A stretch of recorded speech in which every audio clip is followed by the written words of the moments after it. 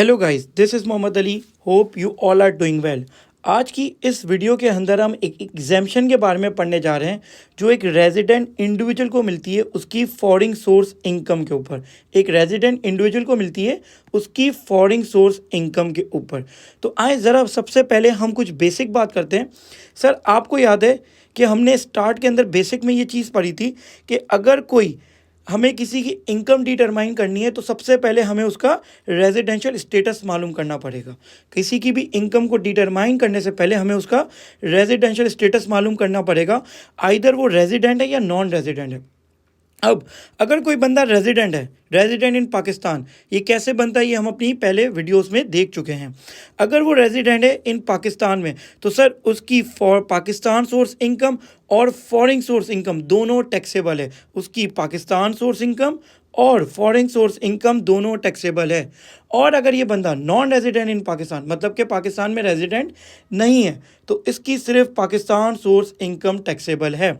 अब ये बंदा रेजिडेंट कैसे बनता है सर, इसके लिए मेरी वीडियो है resident individual, resident AOP, resident company, person, residential status of a person, वो आप देख सकते हैं।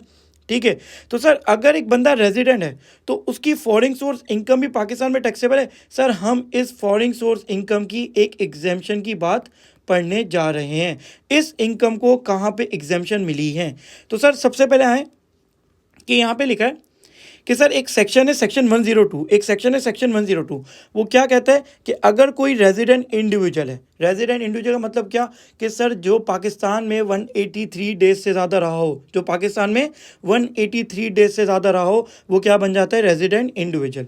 सर वो कोई फॉरेन सोर्स सैलरी अर्न करता है, वो क्या अर्न करता है, एक फॉरेन सोर्स सैलरी, मतलब कि बाहर से कोई सैलरी उसने अर्न की हो और उस फॉरेन सोर्स सैलरी के ऊपर कोई फॉरेन इनकम टैक्स पे करता है, मतलब बाहर पैसे कमाए और उसी के ऊपर कोई फॉरेन इनकम टैक्स पे किया, तो सर उसकी जो फॉरेन सोर्स सैलरी है वो एग्जेम्प्ट है from tax in Pakistan under section 102 of the income tax ordinance.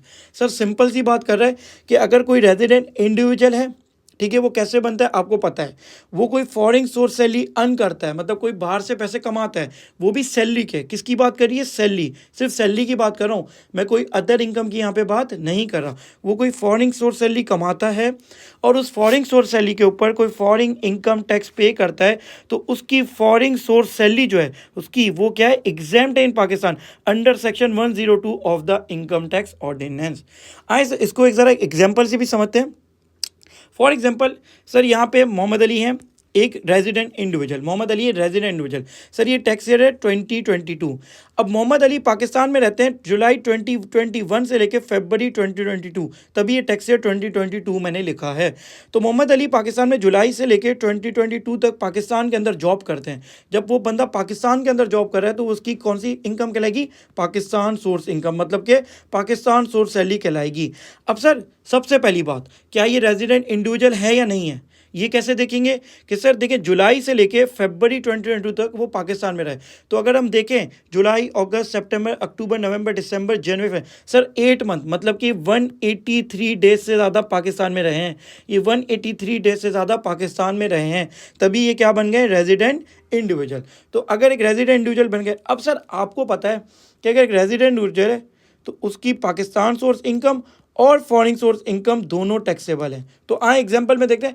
Sir March 2022 में मोहम्मद अली की जॉब हो जाती है सर यूएस के अंदर। कहाँ पे जॉब हो जाती है सर, यूएस के अंदर, और मार्च से लेके वो जून तक यूएस में रहते हैं। तो सर टैक्स ईयर क्लोज कब होगा, जून 30 2022 पे, 30 2022 पे, और ये टैक्स ईयर के एंड तक कहाँ पे रहते हैं, यूएसए के अंदर। अब सर यूएसए के अंदर है, इनकी जॉब हुई तो इन्होंने फॉरेन सोर्स इनकम कमाई होगी। सर इन्होंने उस फॉरेन सोर्स इनकम के ऊपर भी एक फॉरेन इनकम टैक्स पे कर दिया। उसने वो फॉरेन सोर्स इनकम के ऊपर मोहम्मद अली ने एक फॉरेन इनकम टैक्स यूएस के अंदर पे कर दिया।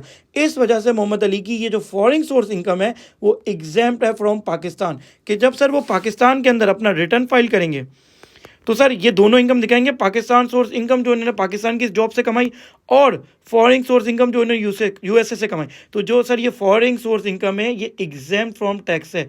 कंडीशन क्या है कि इन्होंने इस इनकम के ऊपर एक फॉरेन इनकम टैक्स पे कर दिया हो, तब जाके इनकम एग्जेम्प्ट हो जाएगी और वो रेजिडेंट हो। तो सर ये एग्जाम्पल को गौर से देखें। आई होप आपको ये बात समझ आई होगी। Thank you so much. अल्लाह हाफिज़।